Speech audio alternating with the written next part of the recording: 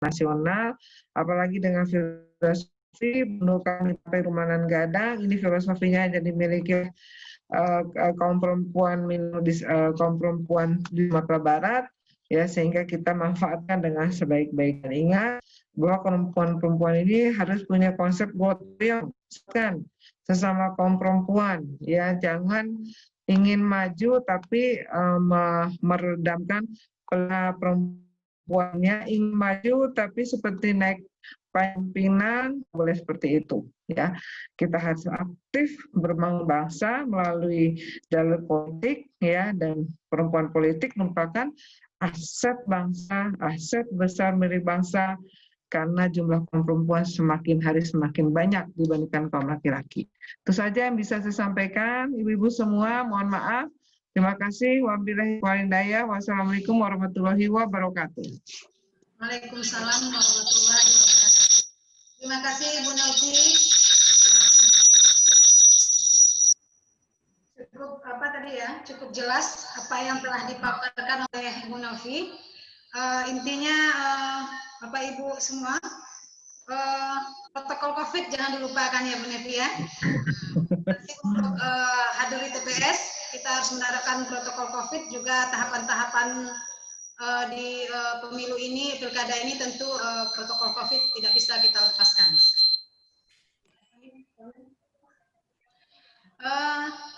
Dan juga pesan Bu Nelvi tadi, untuk mampunya perempuan itu memenuhi kuota 30% sebagai pembuat kebijakan, tentu tidak lepas kita harus meningkatkan kita, kualitas kita agar kita mampu bersaing. Nah, dan juga himbauan juga untuk kita semua para perempuan dari Bu Nelvi untuk datang ke TPS. Jangan sampai tidak, apabila kita punya hak pilih, kita perempuan harus datang ke TPS. Pilihlah pemimpin yang ikut memikirkan kaum perempuan dan juga betul-betul bagus, kompeten untuk memakmurkan negeri kita. Nah, jangan memilih berdasarkan materi atau yang lainnya, karena itu sudah lama ya Bu. Sekarang kita sudah maju, punya pemikiran yang lebih terbuka. Mudah-mudahan nanti di pilkada ini kita mendapatkan pemimpin yang kita inginkan, yang betul-betul bisa membawa kita ke arah yang lebih baik. Terima kasih kepada Bu Nelvi. Sebelum kita tanya jawab, mungkin kita lanjut saja kepada pemateri kedua. Bagaimana? Setuju para peserta? Bu Nelvi nggak apa-apa ya Bu? Kita lanjut dulu ke pemateri selanjutnya. Nggak apa-apa ya. Nah ya, Ibu masih ada waktu ya bersama kita ya. Mungkin Ibu jam 10 udah berangkat ini ke Tanah Datar. Apa nih? Jam 10 Ibu sudah berangkat ke Ibu Tanah berangkat Datar. jam 10? Iya, nah, baik, bagaimana kalau kita beri kesempatan dulu kepada para peserta webinar? Mungkin ada yang ingin ditanyakan kepada Bu Nelvi atau ingin berdiskusi tentang tema kita hari ini. Kita persilakan. Boleh kita ini dulu Pak. Silakan. Oh ya. Bu Betty? Ya, saya juga boleh. Kalau boleh saya mamparin sebentar Bu Nelvi ya, sampai jam 10. Nggak apa-apa. Nggak apa-apa kok, masih ada waktu kok. Karena masih ada 9.20. Silakan. Nggak apa-apa ya moderator ya.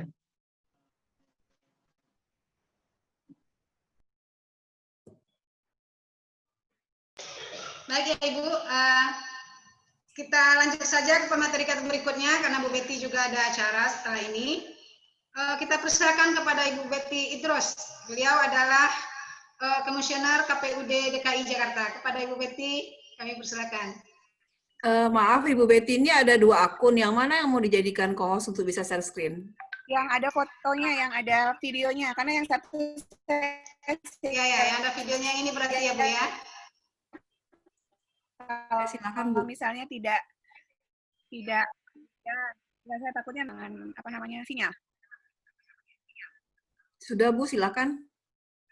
Ya, silakan Ibu Betty.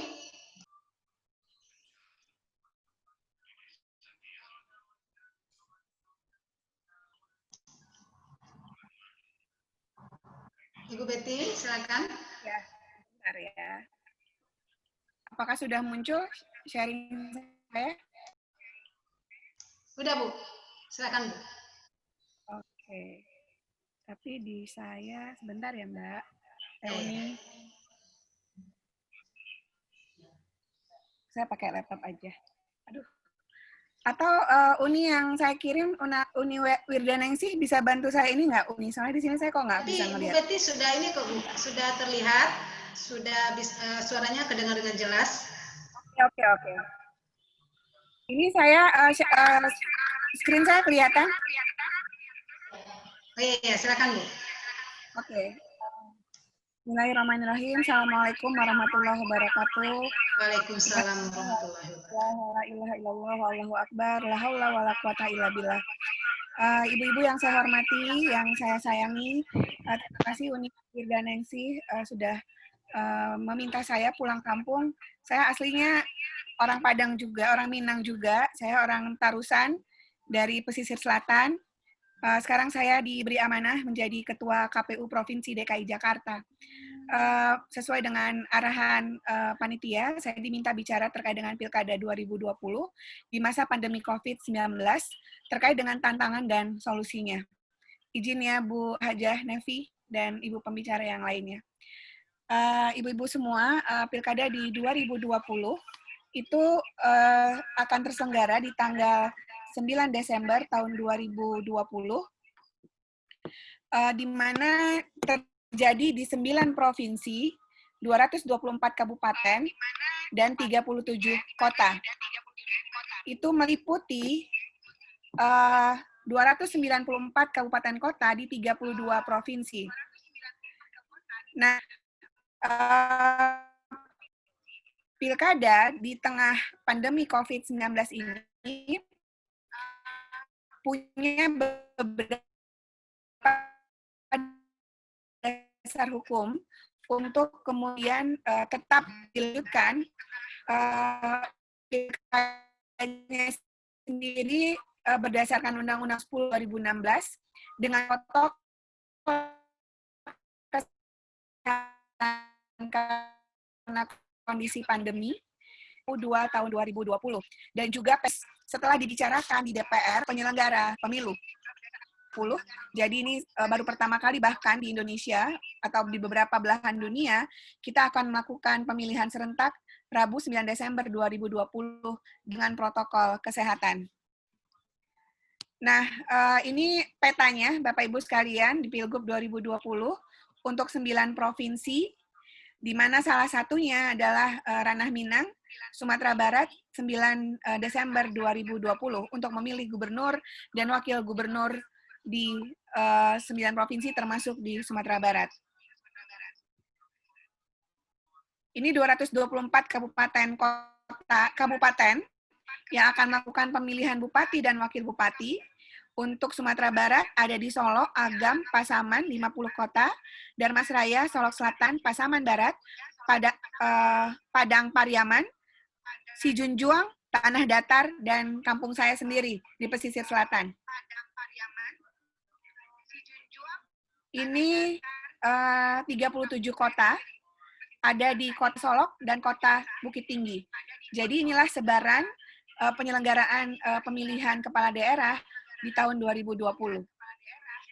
Nah, IDEA sebagai salah satu lembaga internasional yang bergerak di pemilu dan demokrasi memiliki rekomendasi kalau memang masih mau melakukan pemilu atau pilkada di tengah masa pandemi COVID-19. Pertama, pertimbangkan dengan hati-hati keselamatan pemilih dan petugas. Kedua, pertimbangkan kemampuan logistik dan mencari alternatif. Ketiga, kalau memang mau melanjutkan pemilu, maka minimize resikonya. Jika menunda pemilu, pastikan ada aturan hukum yang memadai dan juga melakukan komunikasi intensif pada publik terkait dengan isu-isu yang akan dipertaruhkan, alasan keputusan, dan proses lainnya demi menjaga demokrasi. Ini tantangan penyelenggaraan pilkada di tengah pandemi. Ada anggaran dan aturan teknis, NPHD plus tambahan anggaran karena di tengah pandemi COVID-19, kepastian timeline karena berubah-berubah gitu ya. Lalu pengelolaan APBN dan APBD, kehati-hatian sesuai prosedur, integriti menjadi kata kunci. Lalu aturan teknis di tengah pandemi. Dan ini juga mengalami perubahan-perubahan di tengah dukungan publik atau bahkan ancaman atau masukan dari masyarakat publik. Lalu tantangan berikutnya adalah logistik. Logistik teknis pilkada itu juga tetap harus terjadi dan memang akan mengalami perubahan di tengah masa pandemi. Ditambah lagi dengan logistik APD untuk setiap tahapan.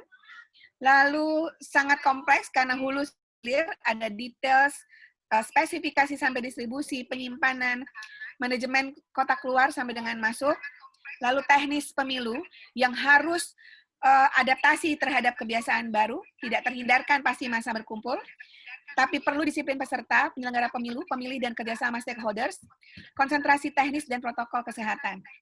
Lalu tantangan berikutnya adalah sosialisasi, bimtek, dan kampanye. Saya akan jelaskan berikutnya terkait dengan peraturan terbaru, lakukan kampanye di tengah masa pandemi COVID. Lalu akan terjadi ancaman penurunan partisipasi pemilih, waspada virus COVID-19, akses informasi yang memadai, cepat dan mudah untuk dimengerti. Lalu resiko terhadap residu terkait dengan penyelenggaraan pemilu, politik uang, hoax, dan juga konflik horizontal. Pasangan calon juga memiliki tantangan tersendiri karena dia memiliki tantangan terkait dengan konstelasi politik ketika pencalonan, inovasi kampanye, biaya pemenangan, dan kesetaraan kompetisi. Nah, faktor-faktor yang mempengaruhi partisipasi, Bapak Ibu semua, menurut beberapa literatur yang saya baca, terdapat 3 yang menentukan. Pertama, kredibilitas pasangan calon. Apakah pasangan calon dapat meyakinkan pemilih untuk dapat datang ke TPS nanti di hari pemungutan suara. Untuk meyakinkan pemilih, tentu dia harus memiliki track record, memiliki visi misi, menyampaikan program kerja yang akan disampaikan, dan catatan terkait dengan bibit, bebet, dan bobot si pasangan calon itu sendiri. Lalu kedua adalah faktor sosialisasi, termasuk di sini adalah kerja-kerja kampanye. Di tengah masa pandemi COVID-19 adalah tidak mudah untuk mengumpulkan orang, sementara penyampaian visi misi tetap harus dilakukan. Lalu yang ketiga adalah faktor situasi kondisi pemilih, termasuk situasi ketika nanti pandemi COVID-19. Apakah nanti di tanggal 9 Desember aman bagi masyarakat kita untuk keluar dari rumahnya dan datang ke balik-bilik suara untuk menggunakan hak pilihnya. Ini larangan kampanye yang tidak boleh dilakukan di tengah masa pandemi COVID-19, yang dimana sebelum-sebelumnya masih boleh dilakukan.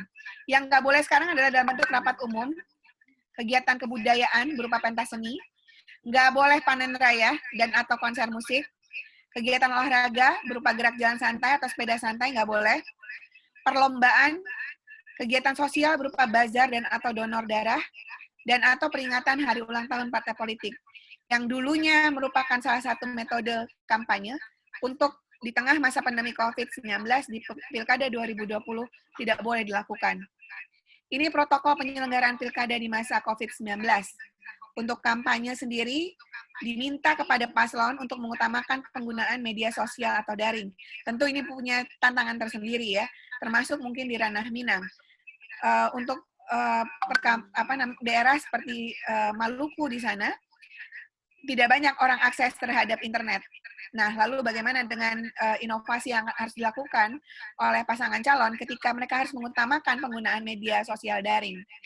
Kalaupun tidak memungkinkan, maka pertemuan fisik dibatasi paling banyak 50 orang dengan protokol kesehatan 3M, menjaga jarak, menggunakan masker, dan mencuci tangan. Untuk debat sendiri, tidak bisa lagi dilakukan di hotel misalnya, atau di kegiatan seperti kampus dan tempat-tempat umum lainnya. Hanya boleh dilakukan dalam studio lembaga penyiaran.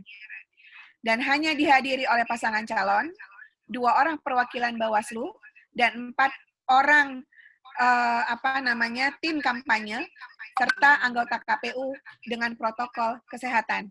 Jadi debat kita tetap akan tersiar di lembaga penyiaran, tapi secara teknis tidak boleh dilakukan selain di dalam studio lembaga penyiaran. Ada sanksi penegakan protokol kesehatan penyelenggaraan pilkada di masa COVID-19, tapi berbeda antara kewenangan penyelenggara pemilu dengan penegak hukum. Kalau tidak 3M, maka Bawaslu akan memberikan peringatan secara tertulis jika terjadi pelanggaran. Kalau tidak tetap mematuhi, maka pelanggarannya akan diteruskan dan ditangani oleh pihak kepolisian. Jika terdapat arak-arakan dan menghadirkan massa pendukung, maka akan ada peringatan tertulis dari Bawaslu untuk melanjutkan rekomendasi ini kepada KPU dan memberikan sanksi administrasi kepada pasangan calon. Lalu, kalau terdapat pelanggaran ketika kampanye, peringatan tertulis Bawaslu, penghentian atau pembubaran kampanye, juga larangan kampanye selama 3 hari berdasarkan rekomendasi Bawaslu. Ini alternatif solusi yang kami tawarkan. Apapun peran dari Bapak Ibu semua nanti di hari H pemungutan suara. Kenali hak dan kewajiban Anda jika Anda adalah pemilih, jika Anda adalah peserta pemilu, pemantau, dan atau penyelenggara. Lalu perlu penguatan kapasitas SDM penyelenggara pilkada, dan juga disiplin untuk adaptasi kebiasaan baru atau new normal. Yang keempat, jaga integriti dan tetap profesional. Apapun peran ketika nanti hari H pemungutan suara. Lalu diperlukan kreativitas dan inovasi kampanye, kinerja pemantauan, sosialisasi, dan BIMTEK. Itu mungkin rangkaian yang bisa saya sampaikan secara tertulis. Mudah-mudahan bermanfaat. Billahi taufiq wal hidayah. Wassalamualaikum warahmatullahi wabarakatuh. Baik, itu tadi pemaparan dari Ibu Betty Idrus, sangat jelas, dan kita juga dapat lihat tadi di layar kita ada poin-poin yang harus dipatuhi supaya pilkada ini berlanjut dan kita aman-aman saja. Seperti yang dipaparkan oleh Bu Betty tadi, ada 9 provinsi yang akan menyelenggarakan Pilgub dan Wagub. Dan salah satunya ada Kota Padang, Bu Betty. Kota Padang hanya menyelenggarakan, KPU-nya hanya menyelenggarakan pemilihan gubernur saja untuk saat ini. Jadi sangat tertarik ya dengan apa yang sampai Bu Betty tadi, Bapak Ibu sekalian. Kita akan mengalami hal yang berbeda dari pilkada atau pemilu tahun-tahun yang lalu. Kita akan merasakan suatu suasana baru, di mana tidak ada lagi pesta rakyat yang biasanya kita rasakan. Nah, seperti apa nanti pilkada ini berlangsung, kita sama-sama akan melihatnya. Terima kasih Bu Betty atas pemaparannya. Ada tadi usulan dari Ketua PDWI Kota Padang, katanya kita lanjutkan saja ke materi berikutnya. Selanjutnya kita persilakan narasumber kita yang ketiga, Ibu Wirdaningsih. Kepada Ibu Wirdaningsih, kita persilakan.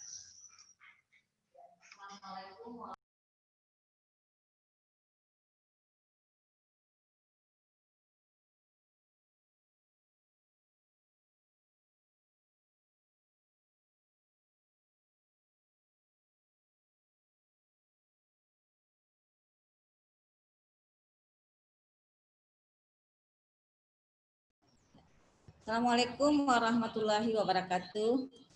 Yang saya hormati Ibu Ketua Umum Wanita Islam, Bu Marfuah Mustafa, Ibu Pengurus Wanita Islam Wilayah, kemudian Ibu Pengurus Wanita Islam Daerah Kota Padang, dan semua hadirin yang saya hormati sangat, Ibu Nevi, Zuerina, Ibu Betty, atau Adinda Betty yang sudah senang hati mau bergabung bersama, kemudian kawan-kawan semua yang saya hormati.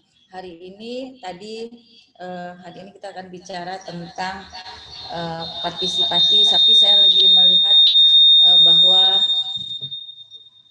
melihat dari sisi sebagai hak politik perempuan. Kita tahu ya kalau jumlah perempuan itu sangat banyak. Jadi kalau bahasa orang, jika demokrasi mengabaikan partisipasi perempuan, tidak menanggapi suara perempuan, dan membatasi perkembangan hak-hak perempuan, sesungguhnya demokrasi itu hanya untuk separuh warganya. Jadi perempuan memiliki suatu yang strategis di dalam partisipasi politik perempuan. Nah, sehingga berbicara tentang partisipasi politik pada masa pilkada ini menjadi suatu yang penting dan strategis untuk dalam hal partisipasi politik perempuan. Kemudian cuma di dalam partisipasi politik perempuan ini memang di dalam perempuan di dalam partisipasi ini adalah sebagai pemilih, sebagai peserta atau sebagai pelaksana atau sebagai pengawas. Kalau kita lihat, saya menyambung yang disampaikan oleh Bu Betty, sebenarnya ada ancaman terhadap partisipasi politik perempuan sebagai pemilih, di mana ada kecenderungan mengambil sikap untuk tidak memilih dalam rangka minimalisir interaksi dengan orang. Artinya dalam rangka social distancing itu ada kecenderungan nantinya memilih itu tidak memilih karena ketakutan dengan suasana COVID. Yang kedua, adanya tidak terdaftar akibat pendataan pemilih yang diubah dari metodenya dari pendataan dari rumah ke rumah dengan pendataan berbasis TPS melalui rukun tetangga. Nah, itu ada karena ada perubahan sistem itu juga akan ada sesuatu tidak terdaftar. Kemudian yang ketiga, adanya intimidasi pemilih perempuan, misalnya memang itu sudah menjadi isu umum, misalnya politik uang, sembako, dan bansos.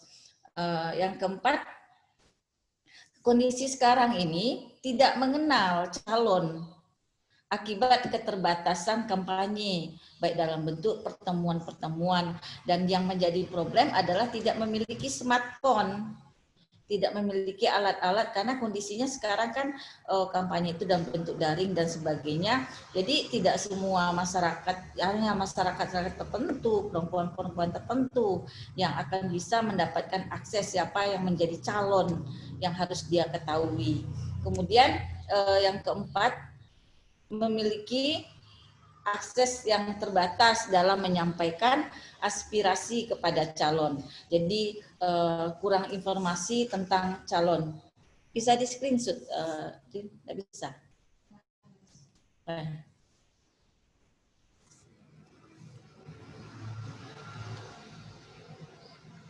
Nah, kemudian di pihak perempuan yang di bagian pihak perempuan yang menjadi calon kepala daerah itu juga sebuah di masa pandemi ini juga sebuah ada tantangan. Yang jelas kampanye di masa social distancing itu membatasi ruang gerak calon perempuan.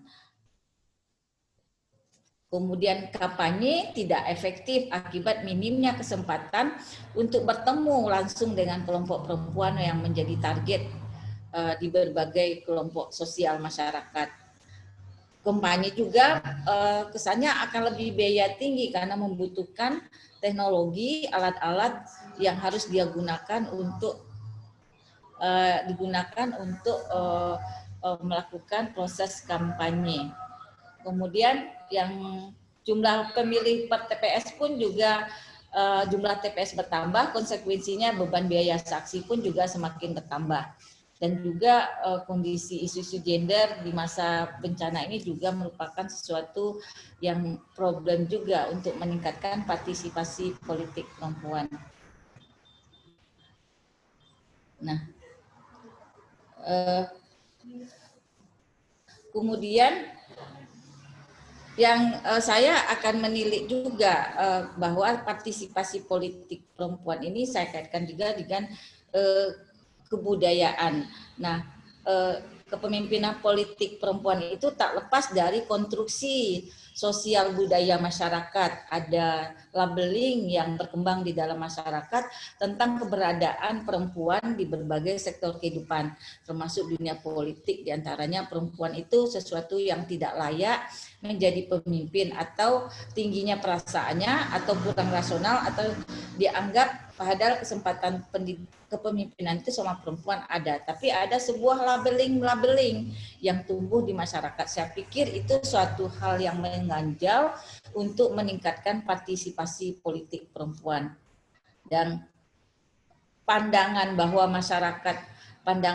dalam masyarakat bahwa politik itu adalah sesuatu yang keras, sesuatu yang memerlukan logika yang tinggi, penuh dengan perdebatan yang sengit, tidak tidak boleh memiliki rasa yang perasaan yang sensitif. Hal ini mengasumsikan perempuan tidak patut masuk ke dunia politik itu karena dia dianggap kurang rasional dan menjadi itulah salah satu yang artinya ada sebuah mainstream pemikiran terhadap perempuan bahwa perempuan itu adalah orang yang tidak layak menjadi pemimpin. Cuma ada yang menjadi pertanyaan untuk daerah Sumatera Barat. Orang mengatakan Sumatera Barat itu kan punya kedudukan perempuannya lebih tinggi, punya kedudukan yang lebih terhormat. Tapi kenapa dari beberapa kejadian perempuan tampil sebagai dalam kepemimpinan politik itu tidak kita temui. Jadi pada hari ini calon-calon itu dari beberapa dekade memang tidak ada misalnya perempuan yang menjadi kepala daerah, belum ada. Jadi istilahnya, tapi orang menyatakan aneh bahwa Sumatera Barat itu memiliki kedudukan perempuan yang tinggi. Ini ada apa gitu. Nah, ini sebenarnya bahwa masih ada terkait dengan pandangan kebudayaan bahwa sebenarnya perempuan yang akan bisa tampil menjadi kepemimpinan itu setelah dia mampu menyelesaikan persoalan rumah tangganya. Artinya dia sudah mendapat izin dari Nyonya Mama, dia sudah mendapat izin dari kaum ulama, dia sudah menyelesaikan tugas-tugas dari sebagai limpapeh rumah gadang, maka dia baru memiliki kekuatan untuk masuk ke ranah politik itu. Sebenarnya kalau dikatakan itu bukannya tidak boleh, tapi cuma untuk memenuhi syarat untuk dia tampil menjadi seorang yang memiliki dalam publik itu ada syarat-syarat yang banyak yang harus dia penuhi sehingga dia mampu masuk ke dunia publik sebagai kepemimpinan politik perempuan. Karena dalam fungsinya limpapeh itu berada dalam ranah rumah tangga. Dia mempunyai kekuatan politik yang tinggi di dalam ranah rumah tangga. Tapi ketika masuk publik itu diwakili oleh nenek-nenek mama. Kalaupun dia masuk keluar, dia harus melalui sebuah kesepakatan nenek mama siapa yang dituakan di dalam rumah gadang itu maka dia akan mampu keluar. Nah persoalannya syarat-syarat itu sudah dipenuhi baru akan bisa mampu menjadi sebuah kepemimpinan politik. Nah mungkin belum ada sejarahnya, tapi sekarang ada sih dalam pilkada hari ini memang ada satu di daerah tanah datar, tapi kita tidak tahu juga apakah ini memiliki sebuah kesempatan atau tidak. Yang jelas kultur kebudayaan ini banyak yang mengatakan bahwa kesempatan publik itu belum menjadi sebuah yang sangat penting bagi perempuan. Nah itu saja saya pikir. Terima kasih. Assalamualaikum warahmatullahi wabarakatuh. Waalaikumsalam warahmatullahi wabarakatuh. Terima kasih pada Bu Wirdaningsih. Jadi Bu Wirdaningsih tadi menyampaikan bahwasanya partisipasi ini perempuan tentu tidak lepas dari kebudayaan. Sebenarnya perempuan Minang itu sendiri sudah mempunyai tempat yang cukup tinggi di ranah Minang. Tetapi tetap saja posisi tinggi itu kita berfungsi sebagai limpapeh rumah gadang. Berarti kita urus dulu dalam rumah kita, setelah itu kita berkeluar. Kalaupun kita bisa menyelesaikannya dengan baik dan tentu harus ada mufakat dengan para ulama, dengan para nenek mama kita. Dan ini memang perjuangan besar buat kita semua. Bagaimana kita bisa mencapai itu. Alhamdulillah tadi ada tanah datar ya, Niwerda ya. Calon bupati tanah datar. Tentu kita berharap ini akan menjadi perubahan di ranah Minang. Itu dari Wirdaningsih tadi. Kita mungkin lanjut ke Ibu Ketua kita, Ibu ya nih udah lanjut ya, kepada Ibu Dr. Anda Marfuah Mustafa. Kita beri kesempatan dan waktu. Silakan Ibu.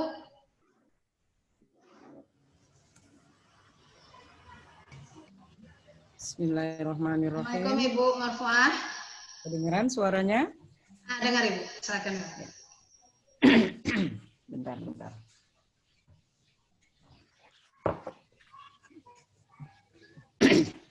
Bismillahirrahmanirrahim. Assalamualaikum warahmatullahi wabarakatuh. Alhamdulillah. Ba'a Kabanyu. Alhamdulillah. Udah lama ya nggak jalan-jalan ke Sumatera Barat. Baik, sahabat-sahabat senior, ada Niwit ya? Niwit nggak kelihatan?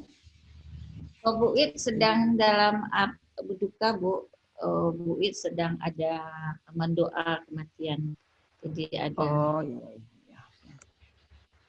Alhamdulillahirabbil alamin wa binasta'in wa ala umri dunya waddin wassalatu wassalamu ala asrofil anbiya'i wal mursalin.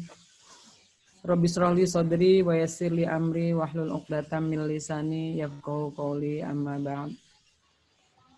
Pada kesempatan yang berbahagia ini, mari kita panjatkan puji syukur kehadirat Allah Subhanahu wa taala yang telah memberikan kita nikmat yang tak terhingga, karena ini semua atas izin Allah ya. Saya hari ini bisa bersilaturahmi, berselancar sampai ke Sumatera Barat walau dalam keadaan Covid ya. Semoga ini menjadi pertemuan yang barokah buat kita. Topik yang diangkat teman-teman ini bagus ya, partisipasi perempuan, partisipasi politik perempuan ya. Nah ini memang seperti yang sudah disampaikan tadi Mbak Betty. Mbak Betty ini ketua KPU DKI ya? Iya. Iya, tapi asli Sumbar. Iya. Iya. Asli Tarusan, Bu, Tarusan Pesisir Selatan. Kaduanya. Oh iya. Alhamdulillah. Berarti tinggal di Jakarta ya? Iya. Iya, Bu. Alhamdulillah Mbak Wirda. Iya, sejak kuliah saya di sini, Bu. Semenjak kuliah di Jakarta ya. Berarti bisa bantu WI yang di Jakarta ini kayaknya. Ya. Sukses buat Mbak Betty. Memang kita butuh perempuan-perempuan yang hebat. Dalam artian memang kita butuh untuk yang bisa menyampaikan aspirasi perempuan gitu. Tetapi seperti yang kita pahami semua bahwa peran partisipasi perempuan di sini bukan yang lost control, tetapi masih dalam frame Islam gitu. Mungkin untuk bahan diskusi saya akan coba menayangkan. Saya udah ini ya, udah co-host kan ya, udah bisa ya, bisa tayang sendiri ya.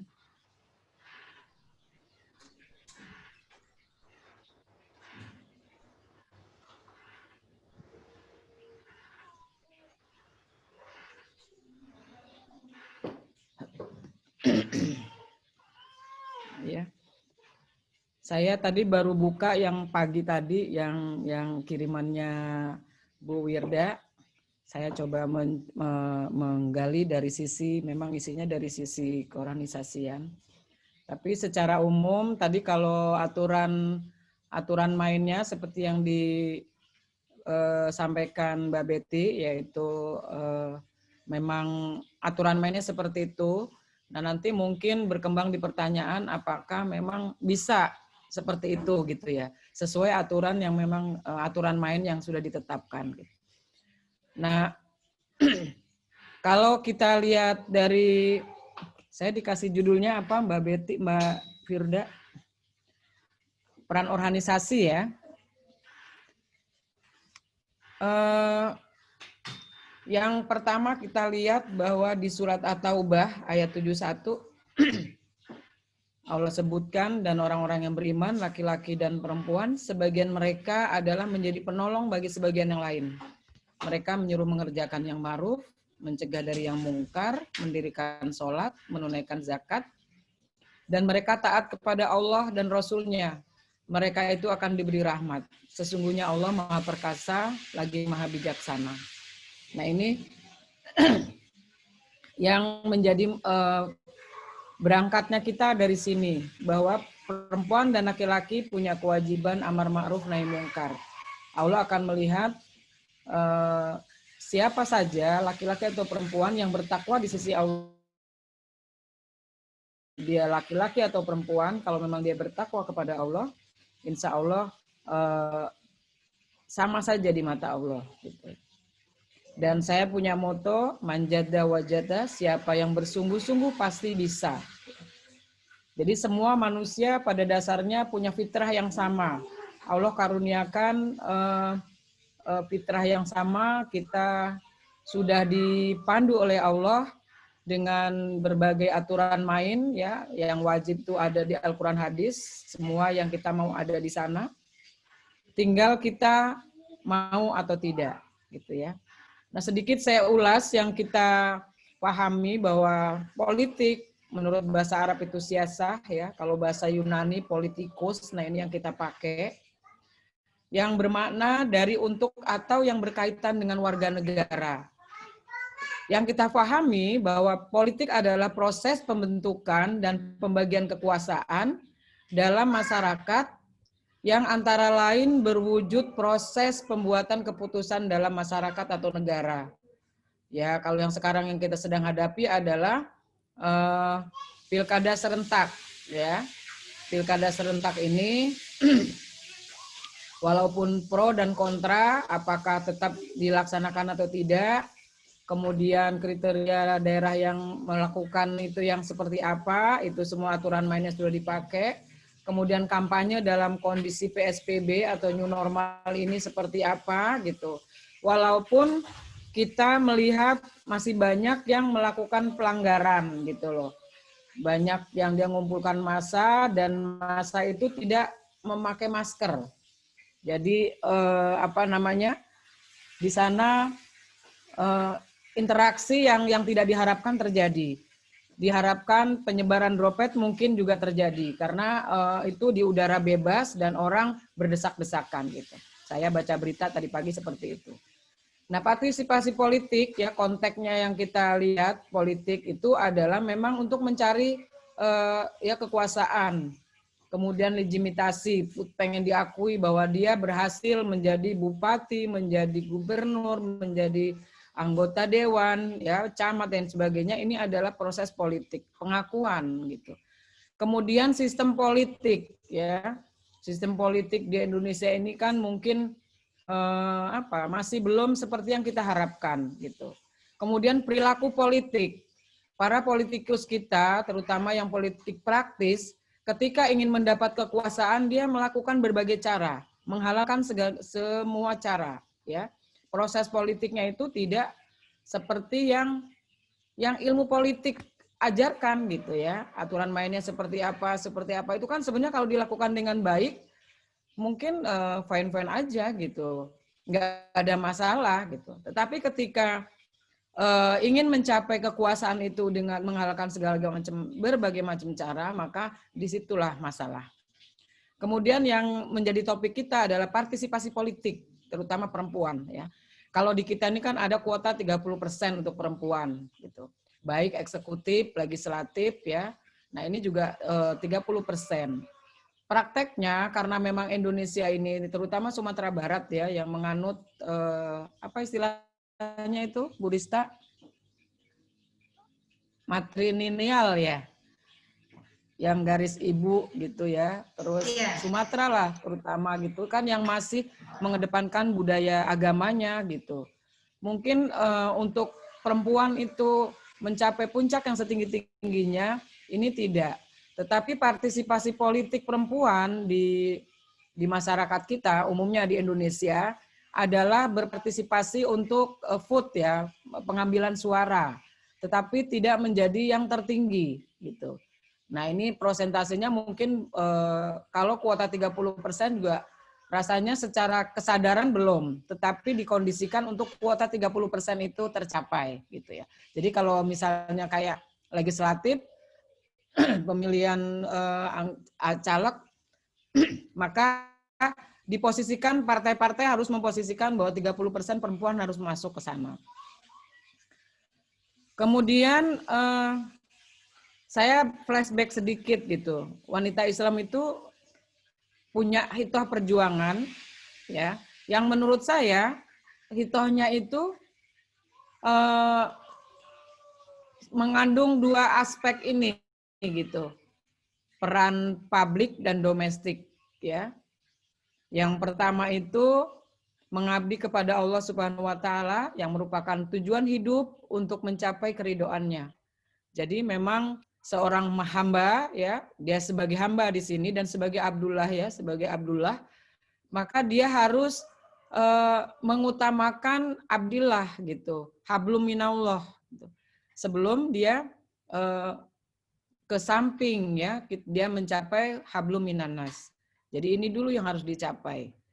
Ketika ini sudah dapat, innernya ini sudah dapat, maka hubungan sesama ini, hablum minannasnya insya Allah akan baik. Kemudian juga mencapai keselarasan hidup. Ya, ini kita punya satu buku sendiri ini bahas ini gitu. Nah, ini saya ambil ringkasnya saja bahwa keselarasan hidup, bahwa kita itu hidup memang harus tawazun ya, seimbang dunia dan akhirat gitu. Ketika kita berpolitik, ini juga harus jadi pegangan gitu. Kalau dia tidak selaras hidup dunia dan akhirat, maka yang terjadi adalah tadi dia menghalalkan segala macam cara karena dia merasa akan hidup selamanya gitu. Dia tidak pikirkan itu apa efek akibat perbuatan dia, menzalimi orang, menghalalkan segala macam cara dan lain sebagainya, merampas untuk menghalalkan itu. Merampok dalam artian ya dia mendapatkan uang untuk itu dengan cara yang menurut dia sah-sah saja gitu untuk mencapai kekuasaan itu. Kemudian sebagai perempuan ya, jadi di nomor 2 itu poinnya adalah bisa dia sebagai anggota masyarakat dan sebagai keluarga. Kemudian meningkatkan kualitas pribadi. Di surat Al-Mujadalah ayat 11. Ini kita memang harus senantiasa mencari ilmu, menuntut ilmu ya. Kalau perempuan mungkin kalau nggak formal ya ada majelis taklim ya, ada diniyah khusus untuk perempuan, untuk manula ya. Sekarang sudah banyak, ada pesantren manula, ada rumah tahfiz manula. Nah, itu adalah media untuk kita belajar, menuntut ilmu. Karena ketika dia berilmu, insya Allah dia akan lebih tawadu ya, karena mencari ilmu dalam rangka untuk mendekatkan diri kepada Allah, bukan semata-mata untuk butuh pengakuan gitu. Kemudian melaksanakan tugas wanita sebagai pendidik putra bangsa ya. Kalau di lagu WI itu ada mendidik putra bangsa. Walaupun di dalam Al-Qur'an pendidikan itu tidak ditujukan untuk perempuan.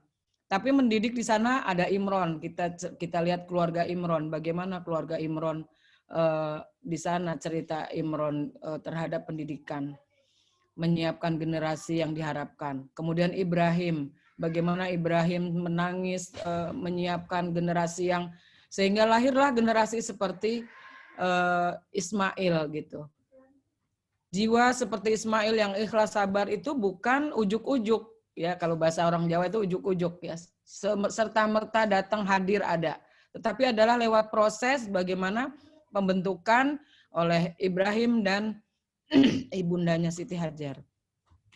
Kemudian yang kita sitir di sini Luqman ya. Luqman itu dari ayat 12 sampai 19 itu mengajarkan bagaimana untuk menjadi pribadi yang utuh di situ ya. Jadi akidahnya, syariahnya, akhlaknya di situ satu kesatuan yang harus kita amalkan gitu. Di sana penting buat seorang politikus ya yang akan terjun baik itu sebagai dai, sebagai anggota legislatif dan baik di pemerintahan, eksekutif, ini adalah sangat perlu. Kemudian peran yang terakhir ini yang memang langsung kita terjun ke masyarakat, berpartisipasi secara aktif. Itu di An-Nahl ayat 97. Saya tidak panjang lebar karena nanti waktunya mungkin berapa menit Uni?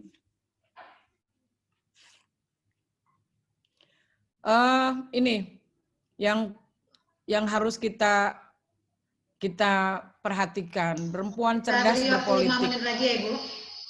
Ya, perempuan yang cerdas berpolitik ini adalah perempuan yang punya bekal ya. Ketika dia mau terjun itu dia harus punya bekal. Tentu saja yang pertama sebagai hamba Allah kita harus meningkatkan ketakwaan kita ya. Sehingga nanti ketika kita sudah berakhlak, bersyariah, berakidah, bertakwa, maka insya Allah akhlaknya akan baik ya. Kita menjadi teladan. Karena seorang pimpinan, seorang public figure dia harus bisa menjadi teladan. kemudian secara keilmuan, keterampilan, kemandirian, dan seterusnya. Kemudian ini yang sering kita lupakan, bahwa untuk mewujudkan tatanan masyarakat yang teratur ya, berpolitik itu kan tujuannya tadi mengatur negara, masyarakat ya, yang apa? Mencapai baldatun thayyibatun wa rabbun ghafur. Jadi ketika kita memimpin, masyarakat kita tidak merasakan ini, harus introspeksi.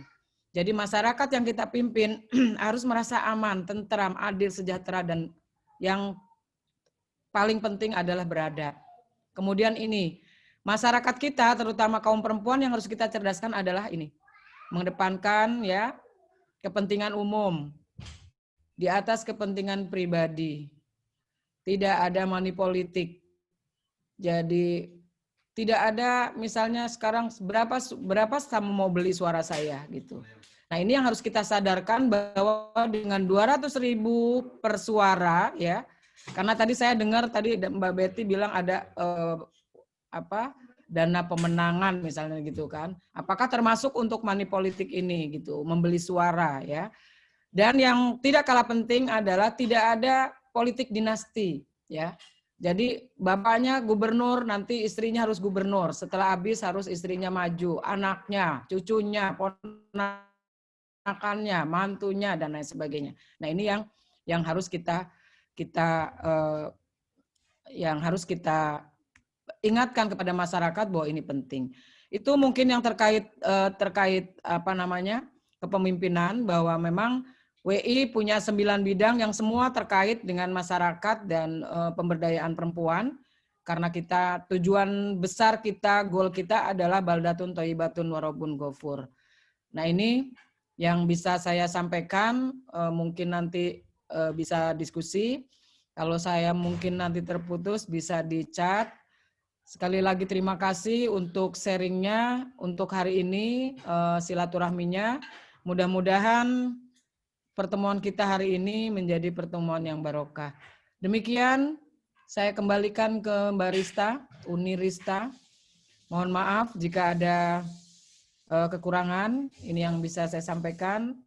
Mudah-mudahan nanti bisa diperluas dengan tanya jawab. Billahi taufiq wal hidayah. Wassalamualaikum warahmatullahi wabarakatuh. Waalaikumsalam warahmatullahi wabarakatuh. Terima kasih Bu Marfuah. Bosnya memaparkan materi perihal organisasi wanita dalam politik. Sangat jelas disampaikan bahwasanya peran kita ini peran ganda, ada peran publik dan domestik, dan itu tentu adalah hal yang sangat istimewa yang diberikan Allah pada kita. Lengkap tadi disampaikan Bu Marfuah dalil-dalil Al-Quran yang dapat kita jadikan pedoman. Dan juga ada sekilas tentang wanita Islam. Wanita Islam ini juga organisasi yang cukup capable di Indonesia, yang tentu telah banyak menciptakan wanita-wanita yang mampu bersaing di dunia politik. Itu tadi pemateri kita yang terakhir. Selanjutnya mungkin ada dari para peserta yang ingin bertanya atau ingin mengungkapkan pendapatnya, kita persilakan. Silakan.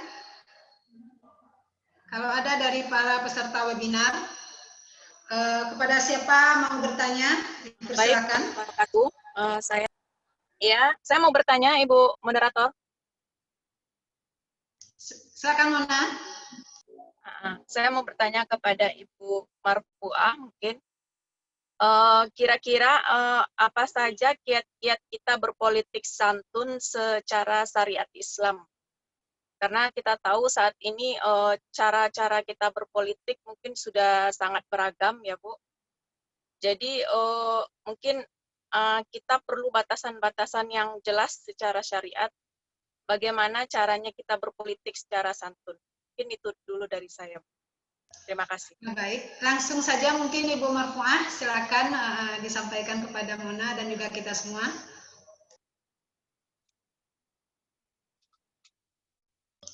Silakan Ibu Marfuah. Tadi ada pertanyaan dari Mona Siska. Silakan. buka mute-nya ya. Baik. Terima kasih Mbak Mona ya. Tadi saya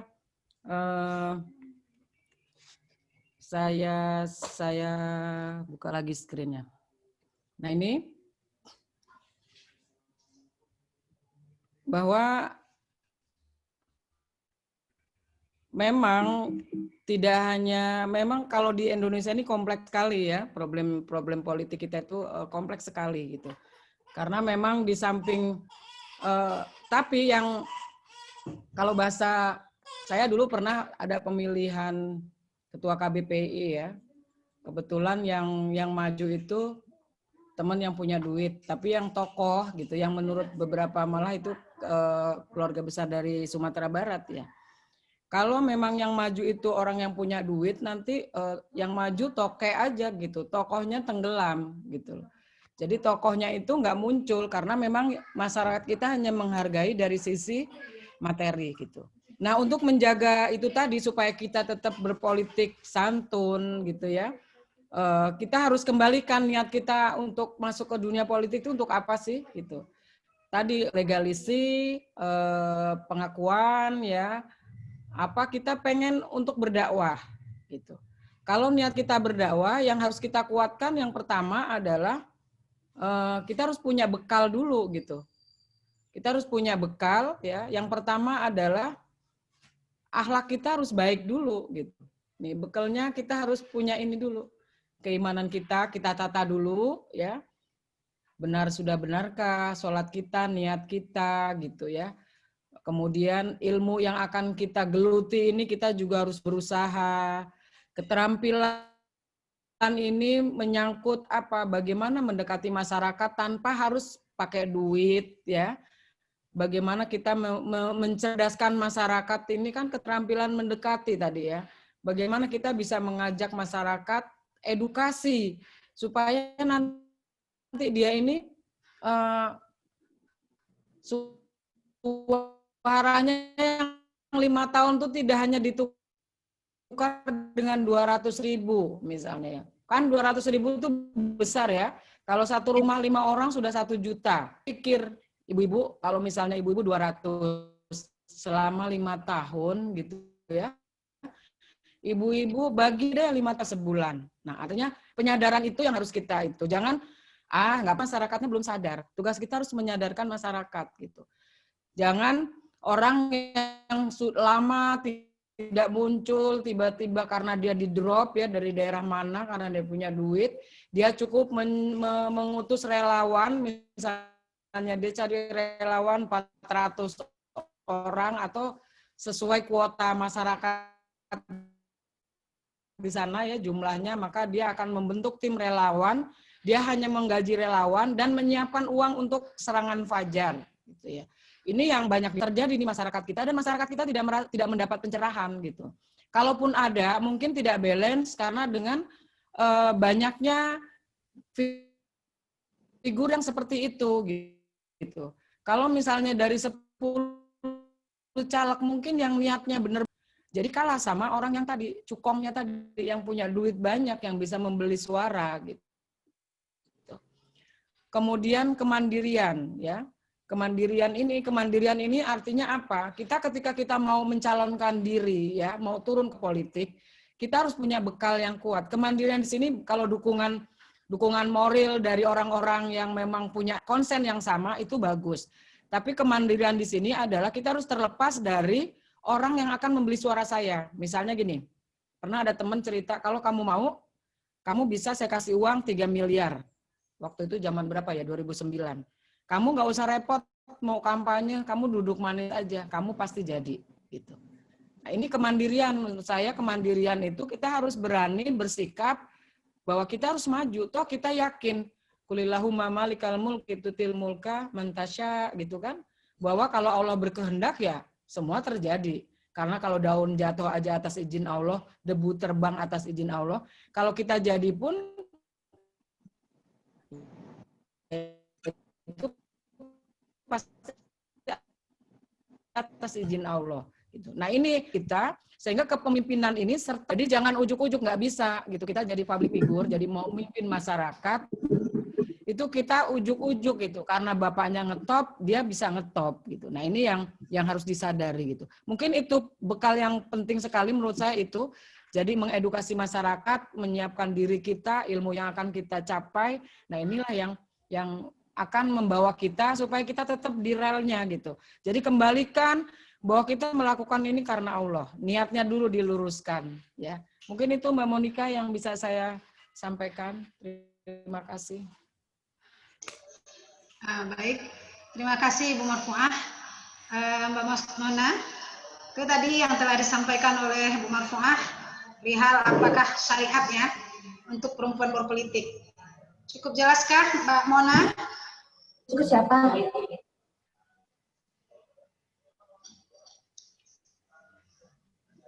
Mbak Mona kayaknya lupa mikrofonnya masih di mute ya. Ya, terima kasih Bu Moderator. Sudah. Terima kasih Mbak Mona. Ya. Itu tadi pertanyaan dari Mbak Mona dan telah diberi jawaban oleh Ibu Marfuah. Selanjutnya mungkin ada peserta dari webinar kita yang ingin bertanya kepada pemateri yang lain atau ada tanggapan dari seminar kita hari ini. Silakan. Ya. Baik, Mbak Rista. Silakan. Ya, baik. Assalamualaikum warahmatullahi wabarakatuh. Waalaikumsalam. Saya ini bertanya senama Bu Betty sepertinya. Bu Betty, sesuai dengan aturan baru karena kita sedang ada COVID, ada aturan-aturan baru yang bikin oleh KPU. Dan kami ingin tahu gimana sosialisasi kepada masyarakat karena memang medianya kan sangat terbatas. Apalagi sekarang ini suara yang lain itu kan suara-suara masyarakat bawah di grassroots. Gimana cara KPU untuk mencapai itu? Ya, terima kasih. Silakan Mbak Betty, ini pertanyaan dari Mbak Rista. Apa upaya KPU untuk menyampaikan aturan-aturan baru tadi ke masyarakat? Karena kondisi kita tahu sosialisasi tidak bisa secara langsung. Dan medsos mungkin juga tidak semua warga, mungkin masih banyak warga kita yang tidak mempunyai medsos. Silakan Bu Betty. Bu Betty sepertinya speakernya masih mati. Nah, ya. Jadi untuk di KPU sendiri mungkin ada beberapa cara yang dilakukan gitu ya. Tapi memang sebisa mungkin menghindari keramaian yang terjadi untuk melakukan sosialisasi atau bimbingan teknis.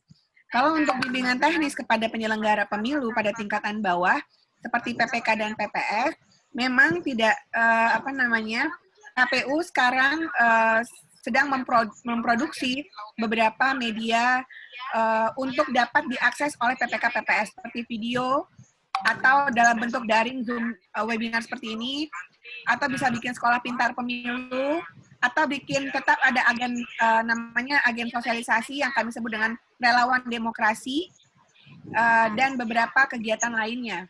Nah, pertemuan yang dilakukan kalaupun harus tatap muka, maka dia harus sangat terbatas jumlahnya dan dengan protokol kesehatan. Memang Unir ini memang nggak gampang ya di tengah masa pandemi COVID ini bahwa kebiasaan kita bertemu face to face, tapi karena pandemi COVID ya kita harus seminar seperti layaknya kita kesempatan pada pagi hari ini gitu ya. Nah untuk pada pasangan calon yang akan maju pada Pilkada 2020, peraturan KPU yang sudah diterbitkan berdasarkan pembicaraan 3 pihak, KPU, pemerintah, dan DPR, itu dilakukan sebisa mungkin melalui daring atau online. Jadi, kalaupun tidak, misalnya maksimum 50 orang dengan protokol COVID yang sangat ketat. Jadi, kita tidak menginginkan adanya klaster khusus pilkada karena di tengah pandemi COVID-19 ini.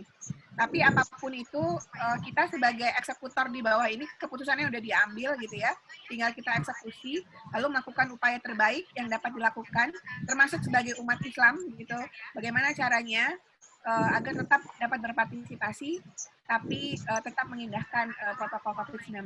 Jadi cara-cara yang dilakukan memang sekarang misalnya memang masih melalui media sosial yang dimiliki kami pun sebagai buzzer gitu ya. Jadi semua penyelenggara pemilu diharapkan menjadi buzzer, menyebarluaskan ini, apakah lewat status WA-nya, apakah lewat Facebook-nya, apakah lewat Twitter-nya, dan kegiatan-kegiatan lainnya. Jadi kalaupun harus tatap muka, maka yang dilakukan adalah maksimum pertemuan dengan kapasitas setengah dari kapasitas gedung, memperhatikan jarak 2 meter dan seterusnya. Dan lalu membuat program-program kegiatan yang sebisa mungkin kreatif, seperti tadi yang saya sebut, agen sosialisasi, yang kami sebut dengan relawan demokrasi, dan kegiatan-kegiatan lain yang diserahkan kepada KPU. Jadi KPU ini nggak bisa kerja sendiri. Organisasi masyarakat sipil seperti Wanita Islam ini memang harus juga bantu untuk melakukan komunikasi. Bawaslu-nya juga harus bekerja, pemerintah daerahnya harus bekerja, pasangan calon yang punya kepentingan utama terhadap pilkada itu harus dapat melakukan kegiatan kampanye sebisa mungkin, sekreatif mungkin, untuk dapat memperkenalkan siapa dia dan layak dipilih, dan akan mengajak pemilih datang ke bilik TPS ketika hari H pemungutan suara. Itu Bu Nirini, terima kasih. Baik, itu tadi pemaparan dari Bu Betty terhadap pertanyaan dari Mbak Rista. Memang KPU tentu tidak bekerja sendiri ya Bu Betty ya, dibantu berbagai pihak. Salah satunya mungkin juga penyelenggara itu sendiri dari tingkatan yang paling bawah ya Bu Betty, dari PPS sampai ke komisionernya sendiri, dan juga dari Bawaslu, juga dari pemerintah ya Bu Betty ya. Jadi sudah ada kerjasama, dan mudah-mudahan dalam waktu singkat ini masyarakat kita dapat pemberitahuan tersebut gitu, bahwasanya ada aturan-aturan baru yang harus diterapkan untuk keselamatan kita masing-masing. Jadi kita juga masyarakat berperan penting saling mengingatkan satu sama lainnya ya Bu Betty ya. Nah, jadi itu tadi Mbak Rista. Mungkin dari para peserta webinar lainnya masih ada yang ingin ditanyakan? Waktu sekarang sudah menunjukkan pukul 10.20 ini. 10.20, kita masih punya banyak waktu. Mungkin ada juga pendapat dari peserta webinar perihal tema kita pada hari ini. Bahwasanya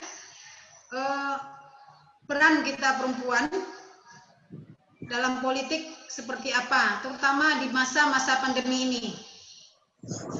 Pasti hampir semua masyarakat Indonesia khawatir ya dengan wabah yang sedang melanda negeri kita dan juga dunia saat ini.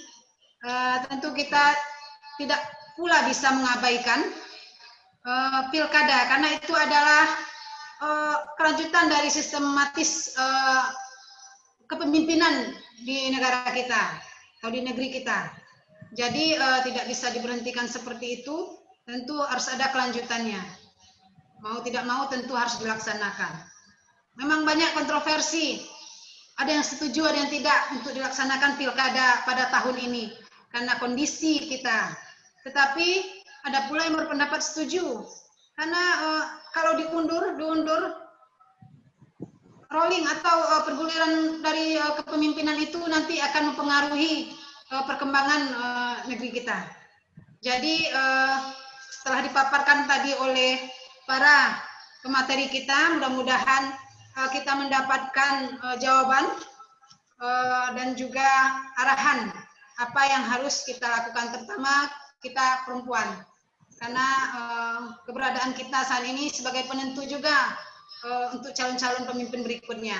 Walaupun kita di Kota Padang melaksanakan pilgub tidak ada calon perempuan, tetapi tidak memupus harapan kita, mudah-mudahan pemimpin ke depan adalah pemimpin yang memikirkan kaum perempuan.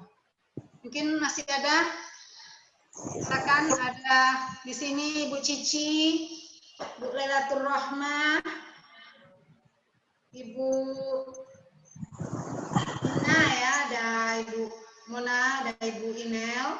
Silakan kalau ada ingin bertanya kepada pemateri kita atau ada pendapat lain yang ingin disampaikan, kita persilakan. Atau ada tambahan dari pemateri seperti apa partisipasi politik perempuan dalam menyongsong pilkada serentak pada masa COVID ini? Dan seharusnya kita undang ya orang Dinkes ya Bapak Ibu ya, Ibu-ibu ya, supaya kita tahu juga sejauh mana sekarang perkembangan dari COVID ini sendiri. Kalau di Kota Padang itu kalau nggak salah saya masih zona merah. Jadi tentu keadaan kita yang zona merah ini membuat aturan-aturan dari KPU tadi dan Bawaslu akan kita lebih perketat. Kita berharap pilkada nanti tanggal 9 Desember masalah COVID ini sudah agak mereda sehingga tidak ada kekhawatiran yang besar untuk pergi ke TPS. Bu Wirda, saya mungkin bisa minta waktu sedikit sekalian saya closing. Ya memang kondisi sekarang ini kan sebenarnya untuk pemerintah juga maju kena mundur kena ya. Kalau nggak dilanjutkan pilkada karena udah terlanjur, kalau bahasa yang agak ekstrim itu yang pemodalnya udah berdarah-darah gitu. Kalau diberhentikan di tengah jalan atau nggak jadi, ini mereka akan mungkin marah sekali gitu. Tetapi yang tidak kalah penting adalah masyarakat kita gitu, keselamatan masyarakat gitu yang akan banyak korban nanti gitu. Nah kalau misalnya menurut saya masih bisa, kalau memang masyarakat mau mungkin masih bisa dilakukan ya ditunda lah gitu, ditunda sampai kondisinya agak landai gitu ya. Nah ini kan masyarakat saya kalau lihat orang namanya orang kumpul ya, kalau mungkin pas pilkadanya mungkin masih bisa lah diatur ya, harus banyak mungkin TPS-nya harus banyak, kemudian dibatasi sejam ini dari RT berapa, ini dari RT berapa gitu. Nah tapi kan apakah kita bisa pengawasannya ya, pengawasan kita ini kan lemah. Jadi mungkin masih banyak pengawasannya yang dibarter gitu ya, baik itu saksi yang di mana di TPS ya, pengawas di kelurahan, kecamatan dan sebagainya, itu kan memang kita mungkin masih lemah. Nah, apakah keselamatan masyarakat kita ini akan kita tukar dengan itu gitu loh. Apakah kita yakin dengan pemilu kita bisa menjaga keselamatan masyarakat untuk menjadi lebih baik gitu. Nah, ini memang mungkin ekstra ya, pekerjaan KPU di sini memang agak ekstra. Nah, yang tidak kalah penting tugas kita sebagai ibu rumah tangga yang sadar sedikit lah gitu ya untuk politik ini, kita harus jangan bosan-bosan melakukan edukasi kepada masyarakat gitu. Supaya masyarakat kita ya mungkin majelis taklim atau apa mungkin bisa KPU menggandeng majelis taklim dan sebagainya supaya mungkin Bawaslu ya, kebetulan di WI itu punya kita komisioner, salah satu komisionernya itu malah kayak kalau nggak salah sekarang juga kena COVID ya, beliau lagi istirahat dan kena COVID gitu. Ini memang berbahaya sekali gitu. Angka kita ini kan nggak landai, walaupun kata Pak Presiden, insya Allah, alhamdulillah sembuh sekian, tapi sembuh dengan yang jatuh itu nggak balance gitu, lebih banyak yang jatuh gitu, ketimbang yang ini. Kemudian kementerian sekarang itu lagi tren naik gitu perkantoran itu, karena memang satu sisi dia harus menyelamatkan, satu sisi dia harus menyelamatkan anggaran, satu sisi dia harus menyelamatkan manusianya gitu. Anggarannya ini kalau nggak kegiatan kan nggak ada penyerapan gitu, sehingga nggak berhasil dianggapnya gitu. Jadi akhirnya tetap mereka melakukan kegiatan. Jadi kayak kasus saya tuh kemarin hari Rabu saya tes swab, keluar hasilnya 3 hari kemudian. Setelah baru tes itu mestinya kan saya di rumah ya, nggak boleh kemana-mana gitu. Tapi karena kita udah kontrak kegiatan, saya berangkat kegiatan. Nah pulang perginya itu kebetulan saya sama temen. Nah, teman saya tesnya tidak bareng saya itu, tapi dia tesnya hari Senin kemudian. Nah, tapi teman yang saya itu ternyata dia positif ketika Senin diperiksa, kemudian hari apa tuh sesudah Senin, Selasa, 2 hari 3 hari kemudian dia keluar, dia positif. Gitu. Saya sebagai manusia ya saya juga was-was dong. Wah, jangan-jangan kemarin walaupun saya pakai masker gitu. Ya qadarullah, mudah-mudahan sehat.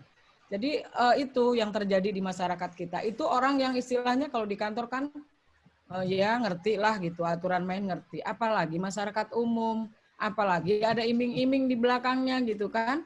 Nanti yang relawan-relawannya itu mendekati dengan iming-iming gitu ya. Nah ini juga, atau mungkin ada door prize gitu kan, door prize kulkas misalnya. Orang akan berhamburan datang gitu. Nah saya nggak menyaksikan langsung, saya cuma ngelihat cuplikan-cuplikan di berita gitu.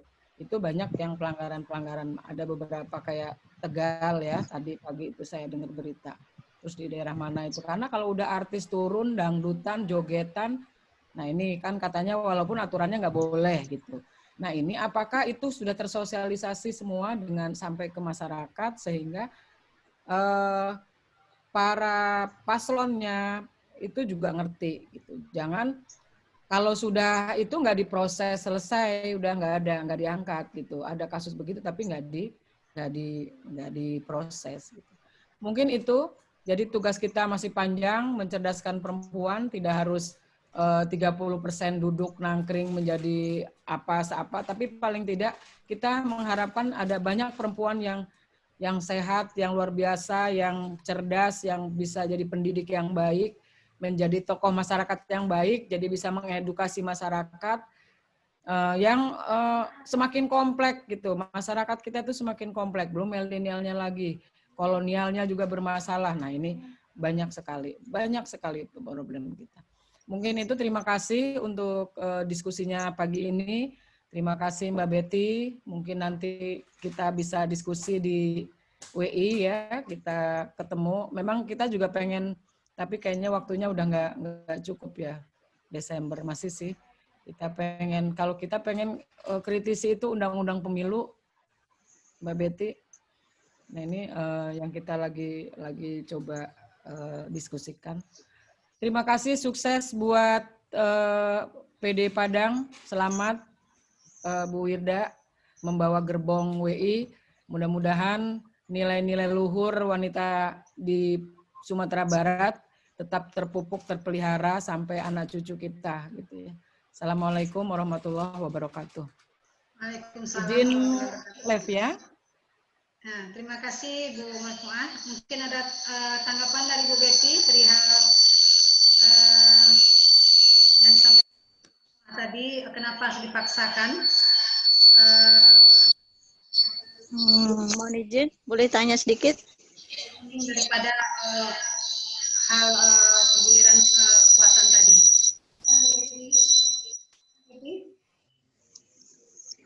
Mohon izin, moderator. Baik, terima kasih. Saya Lela. Oh iya, silakan Mbak Lela. Ya. Gini ya, tadi saya sedikit, tadi saya mohon maaf saya agak telat masuk gitu. Sekarang ini dengan kondisi yang yang pilkada ini yang dipaksakan oleh pemerintah gitu. Saya lihat malah sebagian besar orang-orang itu banyak yang mengatakan saya lebih baik saya golput gitu kan. Semuanya itu sebagian besar seperti itu. Nah, ada kekhawatiran ketika nanti itu betul-betul terlaksana, itu ternyata itu nggak ada yang mau datang atau apa itu nggak ada gitu loh. Dari sini kita lihat tuh solusinya apa itu nanti kalau memang betul-betul seperti itu, solusinya seperti apa? Mungkin dari KPU ya bisa jawab seperti itu. Karena tuh saya sendiri kemarin memang saya banyak yang banyak yang dituntun orang, ayolah maju untuk bupati. Tapi saya tidak saya tahun ini saya saya mau konsen ke guru besar saya gitu.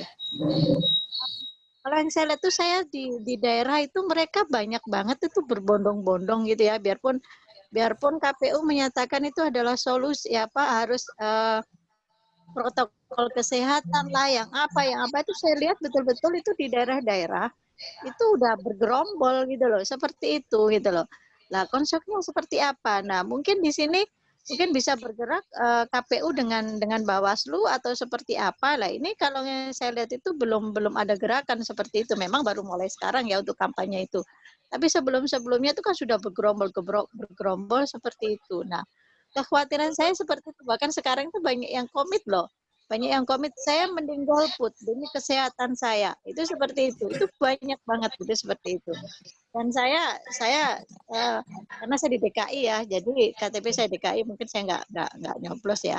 Nah itu seperti itu. Mohon arahan mungkin dari KPU ya, bisa seperti apa sih nanti kalau benar-benar terjadi seperti itu. Mungkin untuk sementara seperti itu. Mohon izin. Terima kasih. Assalamualaikum warahmatullahi wabarakatuh. Langsung saya jawab ya Mbak.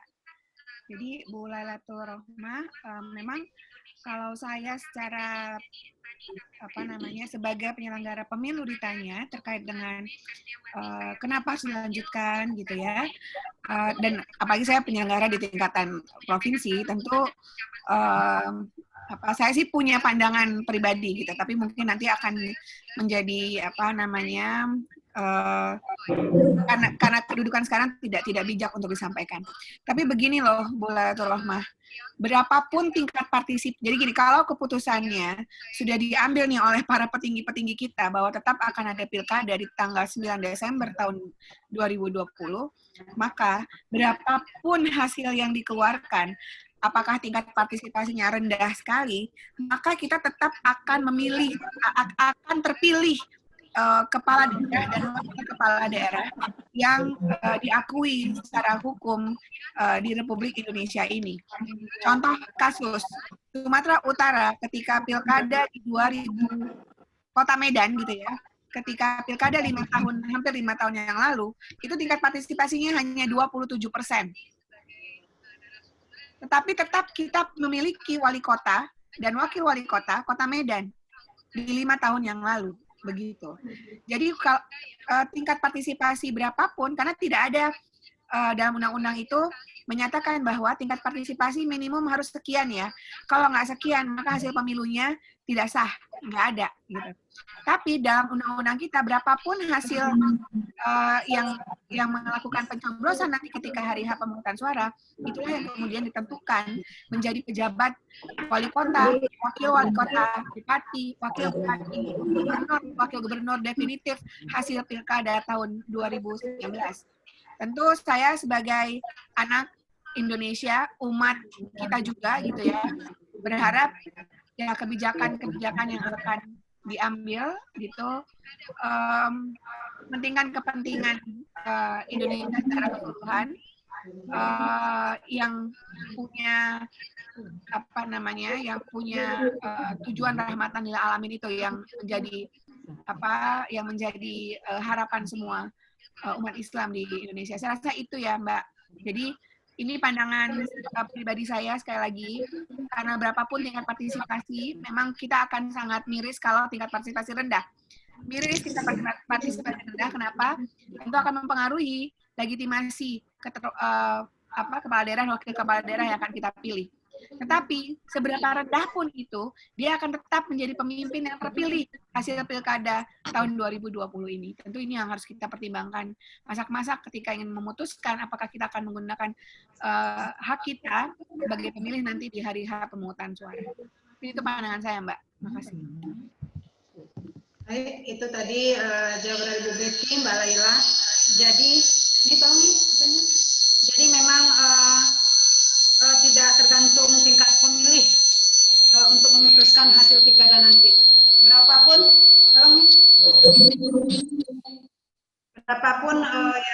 yang akan memilih nantinya, tetap akan ada keputusan siapa sebagai pemimpin kita. Jadi KPU punya target untuk pemilih. Nah sekarang mungkin itu tidak prioritas lagi. Mungkin yang penting ada pemilih, sudah ditentukan hasilnya dan siapa yang menentukan. Jadi itu ini adalah mahkamah, tapi kita tetap harus menjalankannya. Jadi mudah-mudahan kita selalu mungkin masih ada dari Nirda mungkin untuk atau ada yang lain mungkin dari peserta kita. Silakan sebelum nanti Nirda menutup. Atau Nirda mau memberi pendapat tentang sedikit. Assalamualaikum warahmatullahi wabarakatuh. Yang jelas pada masa pilkada ini ada sebuah asumsi bahwa dengan adanya keterbatasan akses informasi terkait proses pilkada dan karena banyaknya ada yang di rumah dengan kesibukan melakukan pekerjaan oleh perempuan dan adanya kelelahan dalam melakukan pekerjaan, itu ada sebuah tingkat ketidakkepedulian terhadap pilkada itu juga akan terjadi gitu. Jadi sehingga kepada persoalan pilkada itu juga tidak menarik bagi perempuan. Jadi ada sebuah kekhawatiran juga tingkat partisipasi perempuan pada masa pilkada itu memang menurun dan kembali melakukan sebuah edukasi dan proses sosialisasi agar memang pilkada ini memang menjawab suara-suara perempuan itu tidak hilang dan tetap memberikan suaranya dan melakukan keterwakilan perempuan di era pilkada. Itu saja ya. Terima kasih Betty, Ibu Marfuah, Ibu Nevi semuanya yang sudah hadir dalam diskusi ini dan mohon maaf dengan atas segala kekurangannya. Terima kasih. Assalamualaikum warahmatullahi wabarakatuh. Waalaikumsalam warahmatullahi wabarakatuh. Jadi Ibu-ibu sekalian, para peserta webinar kita kali ini sudah ada tadi 4 pemateri kita memaparkan materinya dan juga sudah ada tanggapan dan pertanyaan. Kita berharap seminar ini membawa dampak pada kita masing-masing. Kita lebih berpikir bahwa di dalam masa COVID ini tetap partisipasi kita wanita itu harus kita lakukan. Bagaimanapun dalam data KPU sendiri, pemilih wanita itu lebih banyak daripada pemilih laki-laki. Jadi kita berharap dengan partisipasi kita di pemilu nanti atau di pilkada nanti akan membuat perubahan khususnya untuk wanita sendiri atau perempuan sendiri dan umumnya tentu untuk kita semua masyarakat Indonesia. Baik, mungkin sudah tidak ada lagi pertanyaan dari para peserta. Saya moderator Riniwati mengucapkan terima kasih yang sebesar-besarnya kepada narasumber kita, Ibu Nelvi Zuhairina, Ibu Betty Idrus,